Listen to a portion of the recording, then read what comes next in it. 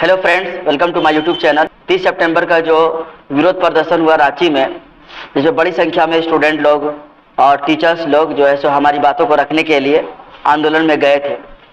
मसला शुरू होता है 22 सितंबर को। 21 सितंबर का तो कुछ पता नहीं चला। 22 सितंबर को जो एग्जाम हुआ था उसमें बड़े पैमाने पर पेपर लीक हुआ था, जिसको सबूत को मिटाने के लिए नेट को ऑफ कर दिया गया था। बहुत ही सिंपल सा बात है।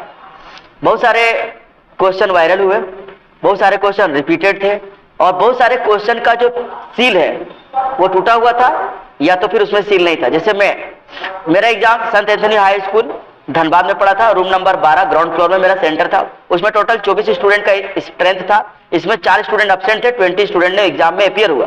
8:30 बजे जब क्वेश्चन पेपर मिलता है तो उसमें से मेरा क्वेश्चन में सील नहीं था, जरा सा खुरेचा हुआ था। बार बार इसकी जरूरत क्यों पड़ रही है कि मैं ये आपको दिखा रहा हूँ। ये देखिए, ये फटा हुआ है, इधर सील नहीं है।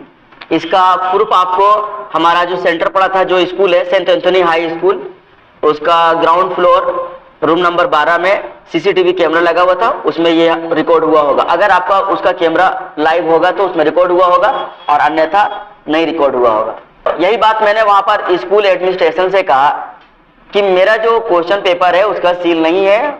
और मेरे एक और भाई साहब थे वहीं पर, मेरे रूम में एग्जाम दे रहे थे, उनका क्वेश्चन पेपर का सील टूटा हुआ था। हम लोग दोनों ने इस बात को उठाया और उनको कन्विंस करने के लिए, पहले बात तो मुझे हैरत हुई इस बात से कि आप इतने बड़े टीचर हैं, आपका स्कूल एफिलिएटेड है, एग्जाम कंडक्ट करा रहे, तो आपको तो ये बात पता होना चाहिए कि सील टूटा हुआ का मतलब क्या हुआ या सील नहीं होने की वजह से क्या हो सकता है। तो मैंने कहा कि पहले तो समझाया बुझाया, क्योंकि उन लोगों को समझ में नहीं आ रहा था, बात उसको समझ में नहीं आ रहा था। उन लोगों का कहना था, सिंपल सा कहना था कि बाबू क्वेश्चन पेपर आपका फटा हुआ, आप दूसरा क्वेश्चन ले लो। मैंने कहा सर क्वेश्चन पेपर फटा हुआ तो ये तो ऑलरेडी क्वेश्चन सील है, किसी न किसी क्वेश्चन को देखा है और कोई ना कोई अगर ये क्वेश्चन को देखा है तो क्या लॉजिक दिया। बोला कि ये क्वेश्चन तो हम आपके सामने फाड़े, क्वेश्चन का जो पेटी था। मुझे एक बात बताइए, जो क्वेश्चन पेपर जो जहां से ये प्रिंट हुआ उसको कोई रोबोट तो नहीं छापा होगा, कोई व्यक्ति ही से छापा होगा, प्रिंट किया होगा, कमीशन का आदमी होगा वहां पर या तो एजेंसी का आदमी होगा। अच्छा, इसमें सील नहीं लगा हुआ है, इसका मतलब एजेंसी वालों ने या कमीशन वालों ने इस क्वेश्चन में सील नहीं लगाया।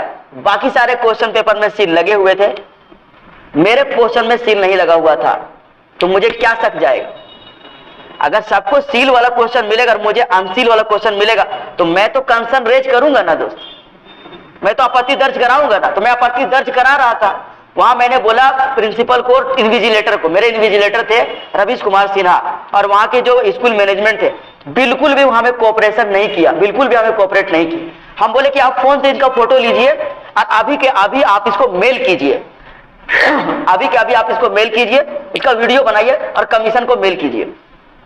उन्होंने बहाना बनाया, मोबाइल लाया, लेकिन फोटो नहीं लिया ना वीडियो बनाया, बस टाल मटोल करके मेरा 15 मिनट हम लोग का वेस्ट कर दिया। जब इस बात को समझा, 8:30 में जब क्वेश्चन हमको मिला तो बहुत सारे स्टूडेंट भी ये बात देखा कि इसका फटा हुआ क्वेश्चन और सील नहीं है, तो टीचर भी इस बात को एक्सेप्ट किया, क्या इस क्वेश्चन में आपका सील नहीं मारा हुआ, बाय मिस्टेक हुआ होगा या फिर कुछ हुआ होगा, जो भी हुआ होगा। हम बोले जो भी हुआ है सर, एग्जाम के बाद ये सब बात होगा, आप इसको तुरंत आप अभी DSSC को मेल कीजिए, क्योंकि विद इन द टाइम, अगर with in the exam time अगर आप मेल करते हैं तो ये एक कंसर्न रेज होगा और बोलेगा कि नहीं इस पर ध्यान दिया जाएगा। एग्जाम खत्म होने के बाद अगर आप इस पर कुछ करते हैं तो कोई कार्रवाई नहीं होगी, क्योंकि बोलेगा आप एग्जामिनेशन के दौरान ऐसा किए हैं। ठीक है, तो ऐसा हमारे साथ मतलब वहां पर जो है सब बिल्कुल लापरवाही बरती गई और हमें दिखाया गया कि ट्रंक में सील होकर के आया था, पेटी में सील होकर के आया था। ठीक है, जो भी है, क्या ये ट्रंक में लोड होने से पहले, सील होने के पहले, लिफाफे में सील होने के पहले क्या इस क्वेश्चन को कोई नहीं देखा होगा? अगर नहीं देखा होगा तो इसमें सील होना चाहिए। अच्छा, बाय मिस्टेक है तो इसकी जिम्मेदारी मेरी नहीं। अगर मिस्टेक है तो ये जिम्मेदारी कमीशन का है, कमीशन को इसमें जवाब देना चाहिए था। और कमीशन को जवाब कैसे मिलता? जब भी कमीशन के पास पहुंचता तो कमीशन के पास पहुंचाने की जिम्मेदारी किसकी थी? स्कूल एडमिनिस्ट्रेटर का, ना कि स्टूडेंट का। मैं तो स्टूडेंट हूं, वहां तो मेरा मोबाइल सीज कर लिया गया था, हमें तो मोबाइल मिला ही नहीं। पेपर 1 का जो टाइम, पेपर 3 का जो टाइमिंग था 8:30 बजे से लेकर 10:30 बजे तक, उसके बाद फिर 11:30 बजे से पेपर 2 था, उसके बाद 11:30 से 1:30 बजे तक हम लोग को रूम में रखा गया। 2 बजे हम लोग बाहर निकले, 2 बजे तक पेपर 3 खत्म हो चुका था। उसके बाद हमारे पास मोबाइल आया, नेट, हाँ उस समय फिर नेट चल रहा था, तो हमने मेल किया, जहां जहां मुझे मेल करना था इसको मेल किए। लेकिन जो स्कूल की जो जिम्मेदारी थी वो जिम्मेदारी नहीं निभाया, जिसकी वजह से हम लोग 20 स्टूडेंट उस क्लास में अच्छे से एग्जाम नहीं दे सके। हमें लगता है 5 से 6 स्टूडेंट ऐसे थे जिन्होंने OMR शीट को ब्लैंक छोड़ दिया मेरे साथ एज ए विरोध, एज ए प्रोटेस्ट।